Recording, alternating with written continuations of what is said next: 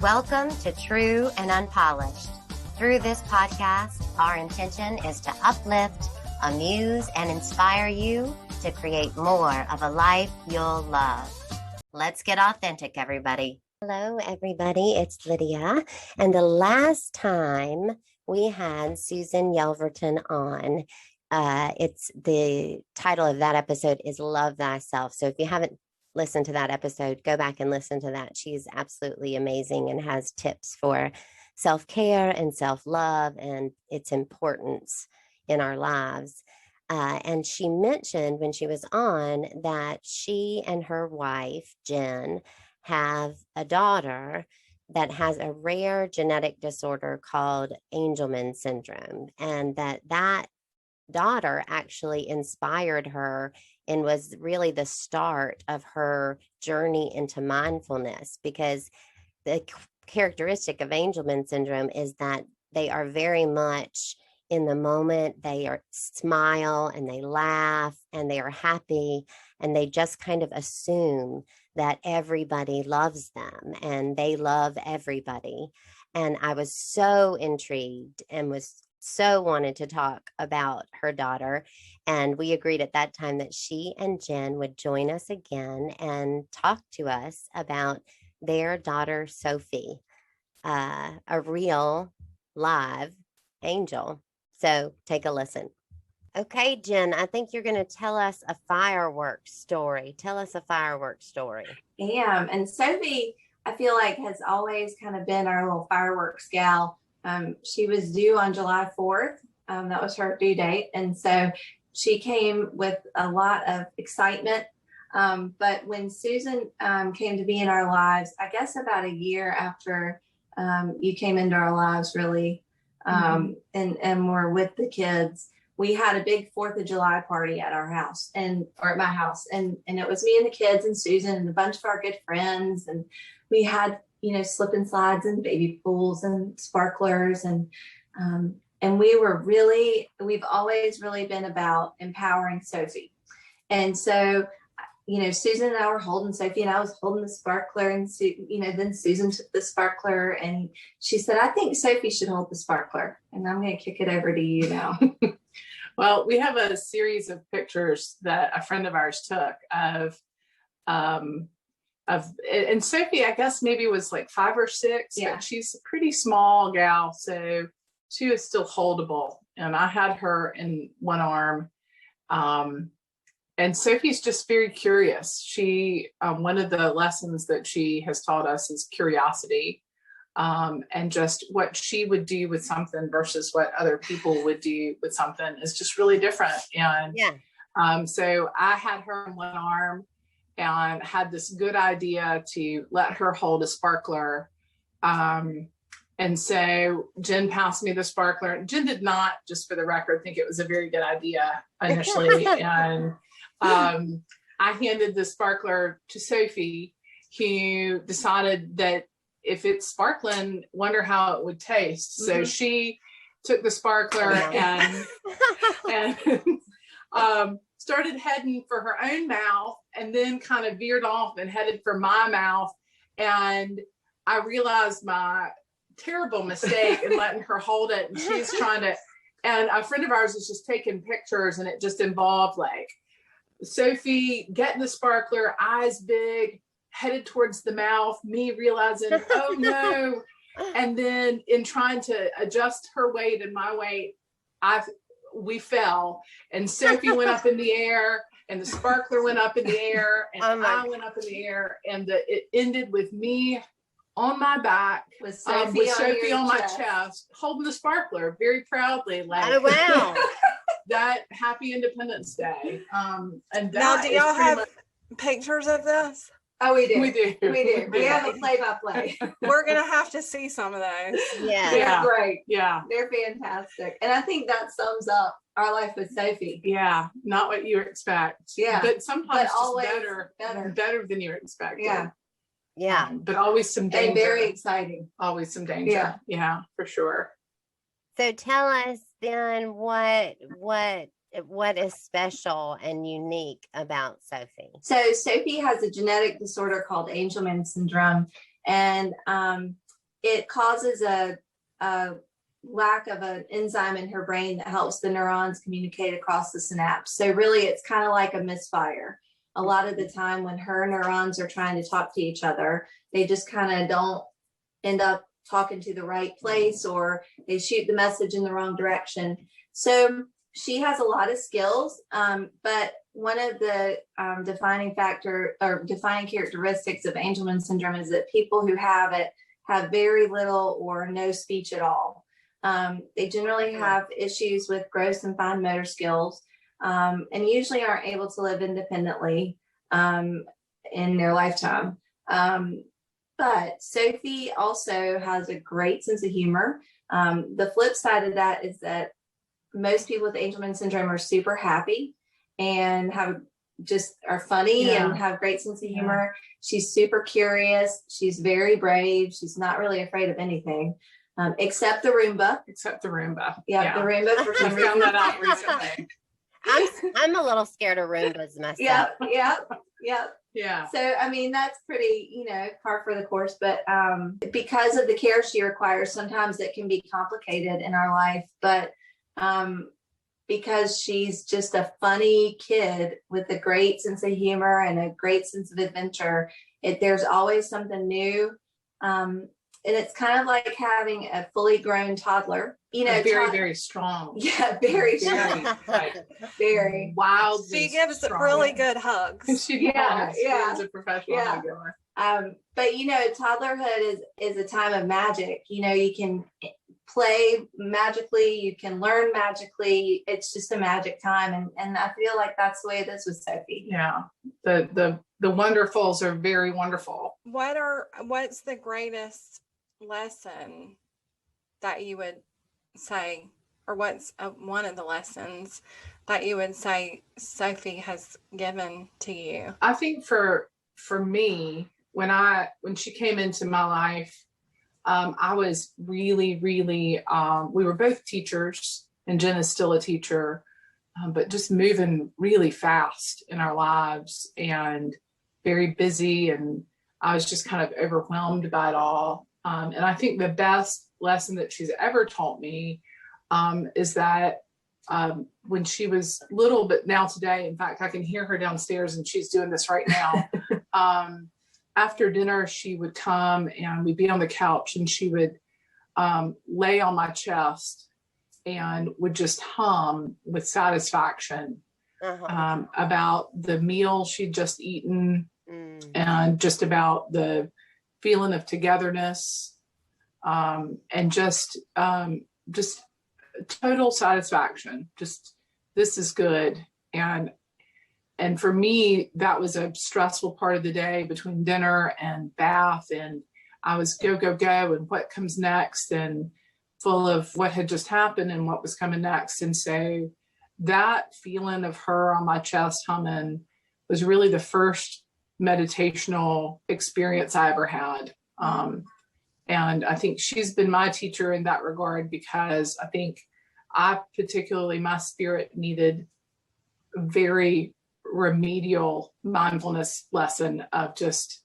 she will kind of sometimes pull you by the hair and force you to look at her and smile and hum when your mind is moving forward or in the past. And so that humming, at the same time, I think I bought like an Eckhart Tolle book and was trying to read it to calm down. I knew I needed to calm down. I didn't understand. His stuff is so simple, yet so profound that I just wasn't getting it. And something about Sophie's energy of just being so present and satisfied and just joyful with things that I was missing. I was moving too fast to catch them. I think that's the greatest lesson she's taught me. Well, that's a pretty amazing lesson. Yeah, right, it's the lesson, right? It's there's not a better one. So I hear you saying that she got you to slow down. And I'm curious, Jenn, about the beginning and how you found out and what kind of developmentally were the first markers and what was that journey like for you in the beginning? So it was kind of a tough journey. Angelman syndrome is a pretty new syndrome in terms of being recognized and diagnosed. I think the first time it was diagnosed was in the 70s. So, I mean, when you think about that versus, Down syndrome, Right. that's a huge difference. And especially in our area, I actually grew up with a guy who has Angelman syndrome. He's my age. Wow. And but growing up, we always thought he had CP. And so it wasn't until he was in his 30s that he got diagnosed. So, I mean, and now they're diagnosing children even before they're born. So, I mean, it has come really far since Sophie's been born even. But when she was born, her birth was pretty typical. She had some trouble breathing. When she was born, she had some stress in the birth canal. And so she was a little bit blue when she came out. And she just looked very different than I thought she would look. I was expecting this like bright pink, dark headed, because her dad and I are both dark hair, dark skin, dark eyes. Sure. And she came out and she was like this pale bluish child who was long and thin and had strawberry blonde hair and blue eyes. And I was like, whoa, wait a minute. So I think it took me a little bit to I can remember in the hospital having her with me and looking at her and being like, you are my child and I am your mom and we are a team, because she just looked completely different. And then she had some trouble latching on, but we just, I was a new mom and she was my first baby. So I just thought that was user error right. on my part. So she really kind of met all the milestones in a weird way. She rolled over when she was supposed to, but then she didn't do it again. And so then when we got to sitting up, she wasn't really sitting up fully. She would sit up supported, but she had a lot of weak muscle tone and kind of lack of tone and just wasn't sitting up. So we took that to our pediatrician and she kind of said, oh, well, some babies just don't follow the timeline. And she was a developmental expert before she became just a general ped. And so we trusted that. And then when it came time to crawl, Sophie was kind of army crawling, but not really. And she definitely wasn't cross crawling. So we came back to it and she kind of said, wait and see. But at Sophie's 1 year checkup, luckily, my ex-husband and I were there. And so were his mom and stepdad and my mom and dad. And thankfully, our parents spoke up for us and said, the baby she's not meeting milestones. She's just not. I mean, we're waiting and she's not. And so please do something. And so she referred us for speech and PT and OT. Yeah. And she was evaluated and we started receiving services, but it really wasn't until she was about 15 months old when she had her first tonic-clonic seizure. And that's what you think of when you think of a seizure, where someone stiffens out and kind of jerks. And in hindsight, she had been having seizures since she was born. But seizures can be a defining factor in Angelman syndrome also. And so she had her first round of seizures. We were living in Charleston. We went to MUSC. She had pneumonia, and so the fever precipitated it. And the neurologist on duty just said her EEG is abnormal, but that's to be expected. You don't need to worry. And of course we were worried. And thankfully we had a great early interventionist through BabyNet who said, Sophie really reminds me of another client I have. And that client has seizures and he sees such and such doctor. Maybe you should try to get an appointment with him. I can help you with that. And so she got us in to see him. And so at this point, Sophie was 20 months old. And he took one look at her and said, I don't want you to go home and Google it, which is the international sign for I'm going to go home and Google it. Right? Exactly. And so he said, but I think Sophie may have Fragile X syndrome, but more than likely she has Angelman syndrome.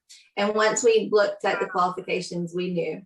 And so they took blood that same month and she got her diagnosis at 16 months.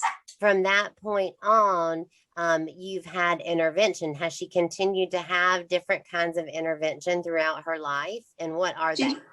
She has. She's been in private speech therapy. She's also had speech therapy through the school system. She uses an iPad to communicate with words and signs, but she uses modified sign language and some sounds also. And occasionally everything fires correctly and she has some great words. I think she said something to you, Mary, didn't she? I don't know. All I can think about right now is how good she is at ordering things off the internet. Yeah, she uses her iPad for entertainment also, and so she has access to Amazon. And we started getting packages in the mail, and I thought Susan ordered them. She thought I ordered them. It was around Christmas time, and we finally realized Sophie was ordering a bunch of stuff she wanted. Yeah, and it was funny until she ordered a Kindle Fire and a Echo Dot. And we kept the Dot. We really liked it. Yeah, she had a good idea. Yeah, good job, Sophie. Yeah, she heard Jack talking about it and decided he should have it. Yeah. So, in her lifetime, a lot has changed in terms of like what medically they know about Angelman syndrome, but also the technology has changed so much because, when she was little, they had these kind of awkward, clunky, what they call Big Mac computer. It was like one button communication things. And just with the advent of iPads and the different kinds of augmentative communication software you can get, her ability to tell us, what she wants. And that's been, I think, a very big difference to be with her at a time where she really couldn't say what she wanted till now, where she can be more nuanced in terms of what she tells us. It turns out that it's mainly food and Disney movies. Mm-hmm. And I mean, those are good things to want, but to see that change in her from, I guess maybe not, I don't know whether it was not having an expectation of having her needs met or just that she now can be really specific. I want a hamburger, or I want cinnamon rolls. And how does she tell you this? Through some sort of device or technology, or is she able to speak in sentences? She uses her iPad, and she has an app on the iPad that has choices of words like different buttons and pictures.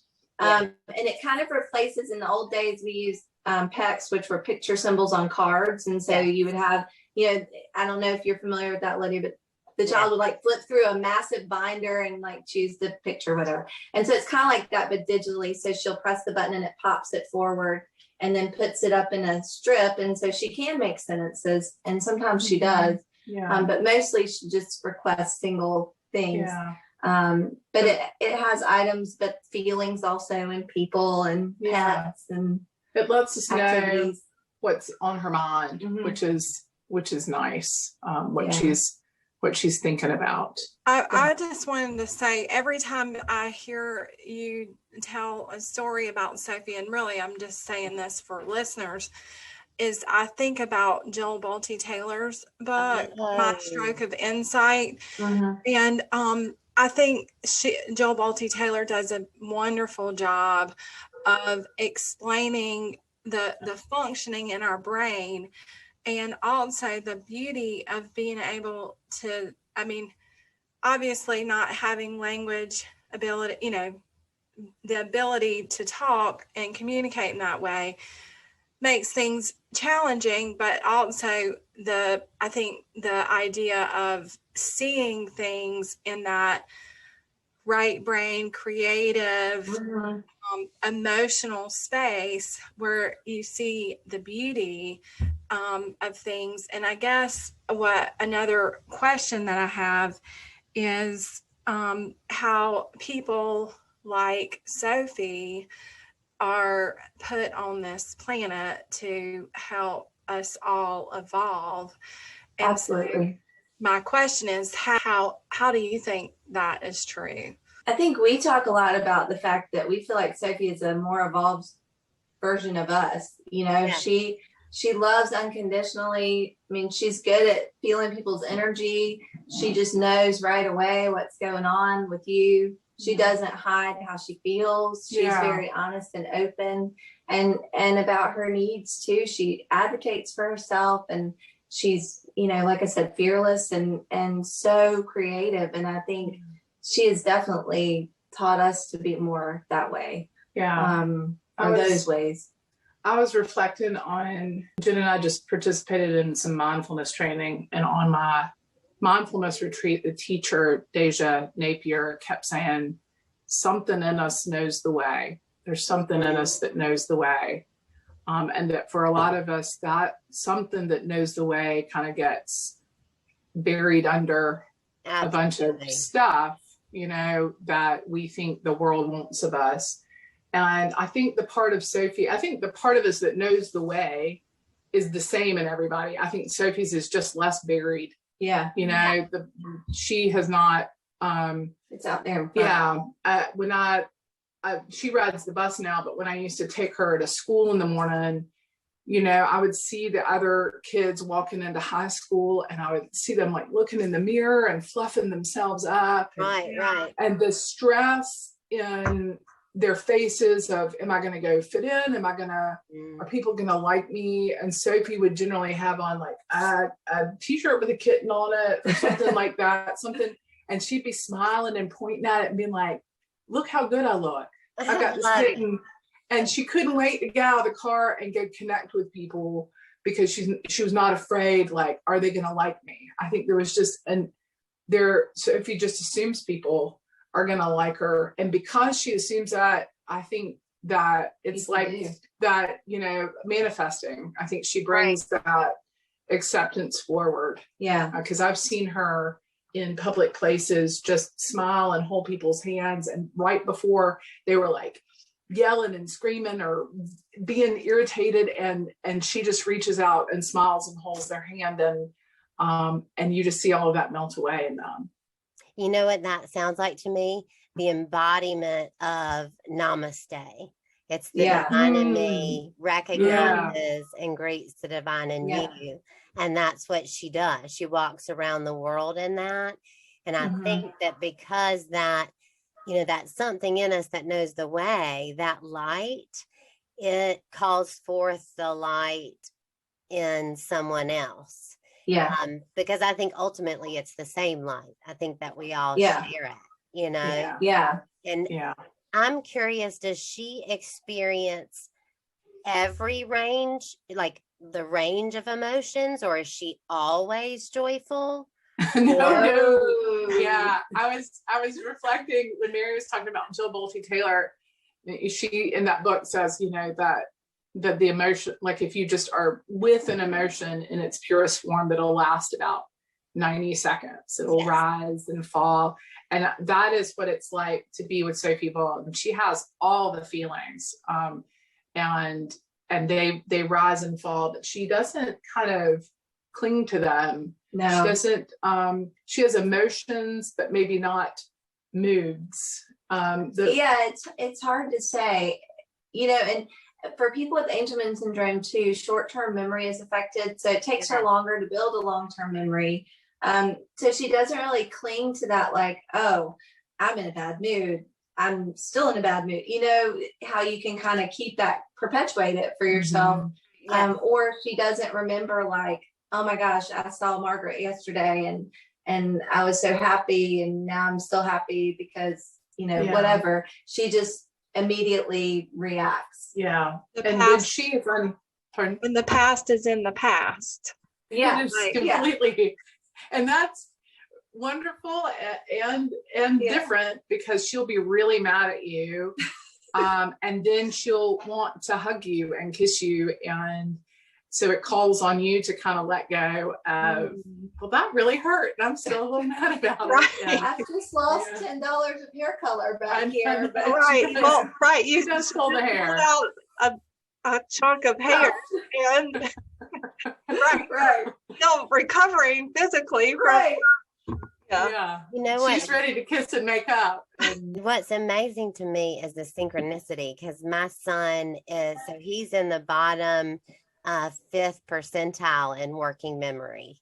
So his working memory is also very low. And so I'm just kind of amazed and shocked at the different synchronicities. And he is autistic. That's one of the characteristics, can be one of the characteristics of his chromosomal anomaly. But when he was a baby, so I would carry him around, in the Bjorn thing, and he was facing outward. Yep. And he would meet every single person we saw, meet them in their eyes and give them the biggest smile. Like from day one, he would smile. And people would think that they did it. You know what I mean? Because everybody, they'll go, oh, he gave me a smile. And so I never tell him that he did that to everybody. But he would do the same thing. And he's so intuitive because he just feels energy. So I'm wondering for you guys, energetically in her space, can you feel yourself and your mood change just by being in her vicinity, or have you noticed that in others? Oh yeah, absolutely. For sure. Yeah. It kind of is a reset button. And Sophie is with us every other week.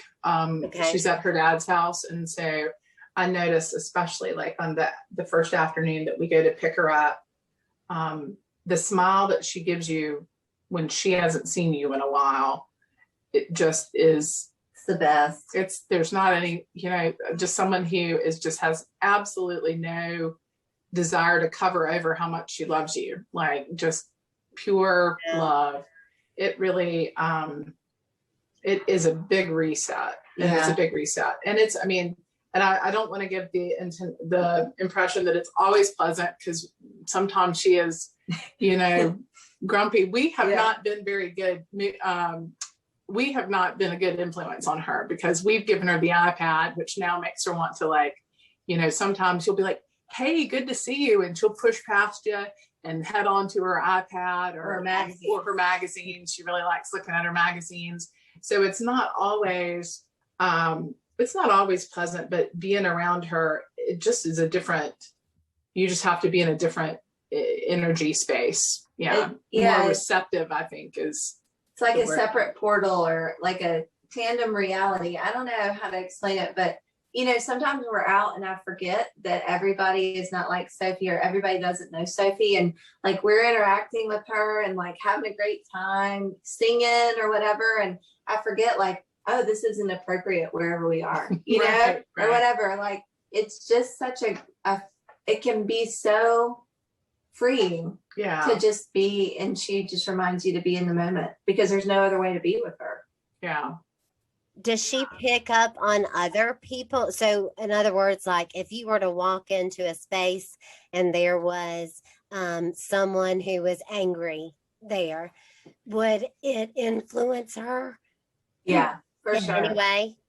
Yeah, we've noticed recently that like our son we've been watching TV programs with him. We all will choose different programs. We kind of rotate that responsibility. And we're watching one right now about a couple that's trying to adopt a baby or a child.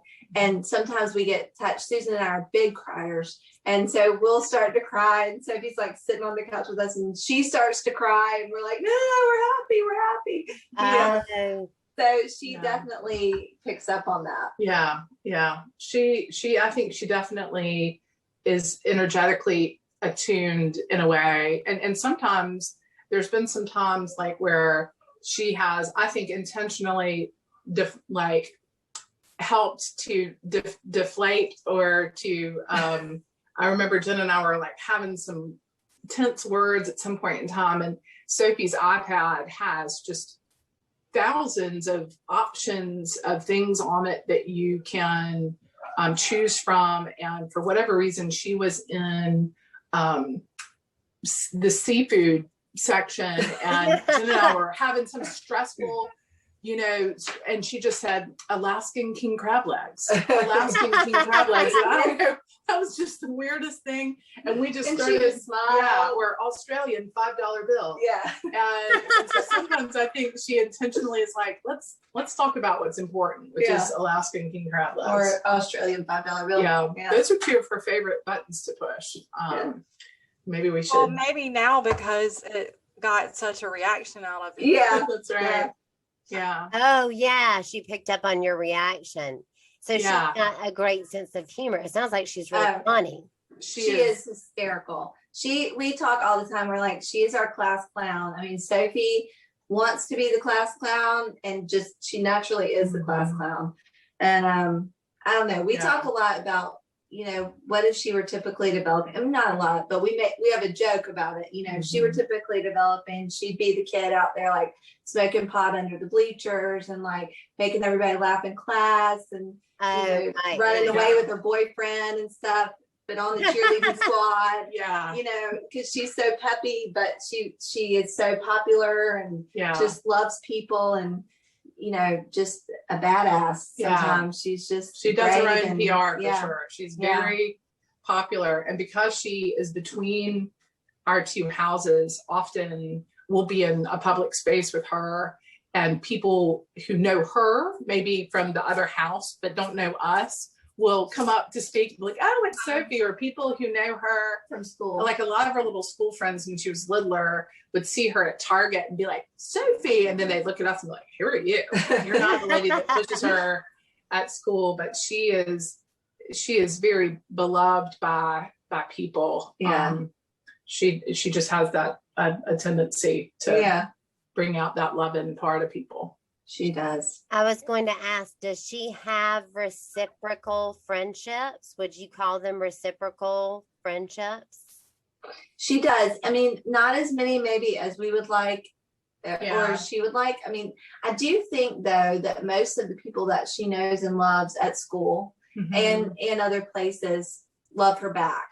You know, absolutely. But she has a really close friend that she's been friends with since, I don't know, kindergarten almost.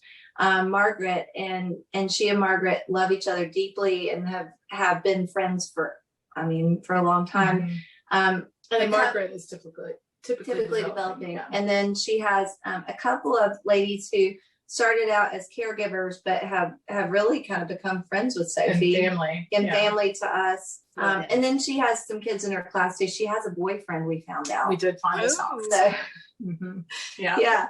How did you find out? Her teacher told me. I took her to the doctor one day to get checked for an ear infection and brought her back to school. And her teacher took her out of the car and was like, oh, Sawyer's waiting. And we'd heard about Sawyer a couple times. And I said, oh, Sawyer, you know, are he and Sophie an item? And she's, oh yeah, they hold hands all the time. And Sawyer strokes her hair. But then sometimes she gets tired of it and decks him. That's like, it's just like we were talking about, happy until she's not, and then she'll let you know. But also pretty typical too. I mean, we all love to do that, you know, like, oh my God, you're getting on my nerves. Yeah, exactly. Would you like to do that? No. So I have a question for each of you. If you were going to give any advice through Sophie about, you know, how to live more in the present, what would it be? You go first. Okay. Oh, let's see. No. Sophie for others. Lessons from Sophie. I think one thing that I reflect about a lot now, because I'm a therapist and I work a lot with teens and parents, is that, and Jenn and I talk about this a lot. Sophie can't speak, and so it's very easy sometimes for us to put our wants and needs on her. Like we even notice, like on the days I dress Sophie, she dresses a little more like me. And on the days that Jenn dresses her, she dresses a little bit more like Jenn. And that is, I think, what we all do with our children sometimes, is put our stuff on them. And I think Sophie invites me to really to stop and to see who is there and to try. And I don't do it perfectly ever. Sure. And that nobody really does it perfectly ever, but to see the person who's there when someone is nonverbal, they can feel a little bit more like, I think it's just a starker lesson to say, don't see yourself and your own needs, but to see that person and to slow down and to find out what they're thinking and to find out what they want. And to forgive yourself when you do put yourself on, when you do project yourself onto people, because it happens. It happens a lot. When I reflect on how many things Sophie and I have in common, that may be an indication that I need to listen more, and to see what she really wants. Because maybe she doesn't want to wear cargo shorts and a t-shirt like me. Maybe she does. Yeah, but maybe she does. Yeah, but to really kind of see and to slow down and see the person who's in front of you. And to listen. Yeah. I think that kind of dovetails with what I would say, because I think, we all have a picture of what we think our kids are going to be like. I felt like Sophie was going to be, I had an image of her and before she was born.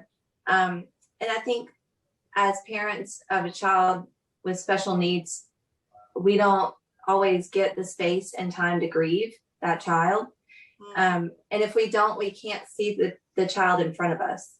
Yeah. And I think it's super important to see who's there, like Susan said, because if I don't see Sophie, I can't make decisions on her, for her benefit in the ways that she would want. And if I'm only seeing the child I wish I had, or if I'm only seeing her potential or where I think she could be, right. I'm not going to be gentle with myself, and I'm not going to enjoy her presence as much either. I think the other thing is, when Sophie was diagnosed, I started saying, it's all relative, and it is. And I think I said it at first to kind of minimize how I was feeling, or to how big an impact this had on our lives. Mm-hmm. But it is true that everything is relative. How I feel about what Sophie's doing is mine, and how somebody else feels about what their child is doing is theirs. But it can be bad or good for both of us in the same intensity, even though it's a different situation. It's all relative to what we're experiencing at that time. Yeah. And a lot of people tell us, like, I think when you have a child with a special need, Lydia, you probably get this, like, I don't know how you do it, or that's, so hard. And the message that we know is true, and that, from talking to people in the community, is that you do it too. Whoever is listening to this, you would do it too. There's no special capacity. No. It's just, we do what's in front of us. And sometimes thinking that you are, special is, that's a double-edged sword. So that the message of anyone would do this. And that it is, the highs are real high and the lows are real low, that you would do it too, Yeah. What kind of self-care do you two practice as, parents of the special need child? We're not so great at that. We are working on that. Me too. Yeah. Me too. We just took a trip last week. We're trying to self-care. We're taking baby steps. We're baby stepping it with the self-care. But we're trying to give ourselves more space as a couple. Mm-hmm. And also, individually as well. Yeah. There's a lot of things, I think, to care for yourself. If you're a partnered couple caring for a child with a special need, there needs to be space for the partnership. There needs to be space for individual stuff. And I think and space for your other child too. Yes, and space to be a parent to your typically developing child. But I think mindfulness practice has been, I think with Sophie, it was almost a crisis point intervention. If we didn't lean directly into accepting things as they were, then the rest of it was going to be a disaster. Yeah. And so I think that's been a great learning piece is breathing in and being like, well, we thought we were going to do this today, but we are not going to do Yeah, this. you're not, We're gonna, right. Yeah. More flexibility. Yeah, I think also just being willing to ask for help and be real about what it's like is huge too, because I think it took us a long time to do that. Yes. And once we did, it was a lot easier to get and receive help from people. Sophie's a great teacher in that regard because she receives help all day long. Yeah. And she doesn't have any concept that makes her a burden, because she's not a burden, because burden's not even a real word. Right. But I think so many people are afraid that needing help. I mean, there's just a real beauty and grace and nobility in being able to receive help well. And I'm certainly not very good at it, but every now and then I'll sit in her wheelchair and let her push me through somewhere. And I don't like it. It feels kind of out of control. And so I think being able to receive help, when you go through the world with Sophie, people open the door for you. We've had people pay for our dinner, just these amazing, beautiful gifts of love and service. And it's been, I think, a big piece of grace for us to learn how to be helped. It sounds like y'all are the benefactors of Sophie's ability to manifest easily. So yes, we are. She manifests a lot of good things. Yeah, she sure she's does. The queen of that. She sure does. She's trained us all very well. She sure has. Because of what she emanates. I mean, she emanates love and abundance and that energy. And so it is given back to her in the world. And I know that we are running out of time, but I just have to keep going. So I'm and I'll edit if I need to, or we'll do a 70-part series. But we can. So my question is, how old was Sophie when you got divorced? So let's see. I have to do the math real quick. She was almost 4 when my divorce was final. Okay. And so what was that like for her? I mean, did she experience the divorce as a negative thing, or? So, and I have to add too that her brother was 2.5, and I think it was very stressful leading up to our divorce. And we separated. Our divorce happened very quickly. It happened in like 3 months from the separation point, and which was a good thing, I think, for the kids. And up until about that point, the kids stayed in the house, and my ex-husband and I kind of rotated in and out of that house. And then about the time we got divorced, we sold that house, and I had my own house and he had his own house. Okay. And Sophie was pretty malleable then. I mean, she had some trouble sleeping, and sleep disturbance is one of the characteristics of Angelman syndrome too. So it was kind of hard to determine, like, is that, which is it? But I also think that things were so stressful leading up to the divorce that it was all, I felt like the three of us kind of went, And that probably happened at the other house as well. I feel like that happened just all the way around. Like it was just done, and we could close that and move forward with a different way of doing things. And I think she teaches us all the time that children's hearts are big enough to love as many people as are in their way. And so she has a wonderful home situation at her dad's house, and now has another stepmom. She's got lots of stepmoms, and loves being there and loves being with them.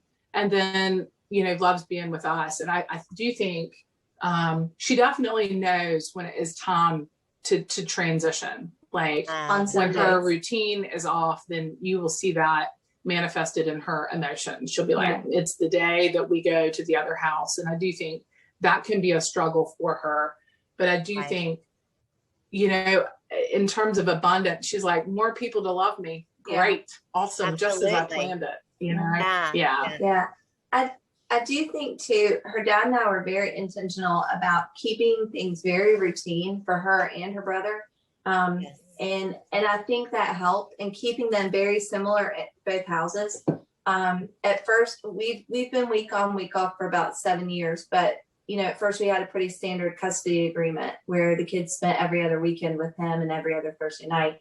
And so I think just keeping a routine for Sophie is paramount anyway. But I do think it helped ease that transition. Yeah. Because she definitely likes that routine. Mm-hmm. She likes knowing what comes next. And on Sunday, she's got pictures of all of us on her iPad. And on Sundays, she knows she's going to her dad and Charlotte's house, and she'll press those pictures, and she knows it's the day to go. But she's got a lot of grandparents and a lot of parents, and I think it's just as it was supposed to happen that way for her. She's got an entourage. Yeah, she does. It's on about all the synchronicities. Like, really, I just want us all to go to dinner right now. Like we're all in. Come on down. We're about to have a hurricane. But I know. I will be coming in August, so maybe we could like do Mary's campfire. I know she's like 1 hour. Mary just held up a post-it note that said we have been talking for an hour. I am going to edit, but what I want to say, 2 things in closing. I completely agree with what Mary said and with what you all said. I have believed from the beginning that my youngest son represents the evolution of our species, and I believe that he is a more evolved version, and it definitely sounds like Sophie is too, and they are here, to teach us the way, and I feel so lucky, right? I mean, I'm sure you feel so lucky that you get to be her moms, That's I always amazing feel like Sophie chose us. Absolutely. Absolutely, she did. Absolutely. And I feel honored that she chose us. And I feel lucky that all of the experiences of our lives led us to be able to be with her and to receive the message that was being delivered. Jen and I, her dad and Charlotte, her brother, all of her grandparents, that we are here and can receive that message. That's a real privilege, it's a privilege. I cannot wait to meet her. And if people want to learn more about Angelman syndrome, or they want to help in some way, is there somewhere we can guide or direct them to go? Yes. So there's the Angelman Syndrome Foundation, and it's Angelman, like the 2 words put together into one. And that's asf.org. And that is, they do fund some research, but their primary goal is to support families and support individuals with Angelman syndrome, and provide information and education. Then there's the Foundation for Angelman Syndrome Therapeutics, and that's fast.org. Is that right? I think I don't know if it's .org or .com, but it's the Foundation for Angelman Syndrome Therapeutics. And their only goal is to fund research. So between the 2 of them, research has really exploded in the last 19 years. And if for nothing else, check it out just for the scientific part. It's really cool. It's amazing what they're doing. Well, thank you so much, Susan and Jenn, for being here. Thank you, Mary, for being tolerant of mine going on and on and on. She's holding up a Post-it that has curse words on it, everybody. I just want you to know. I'm teasing. I'm not totally Mary. teasing. Not Mary Caroline. She absolutely is not. You have been listening to True and Unpolished, the podcast. Let's see what happens next.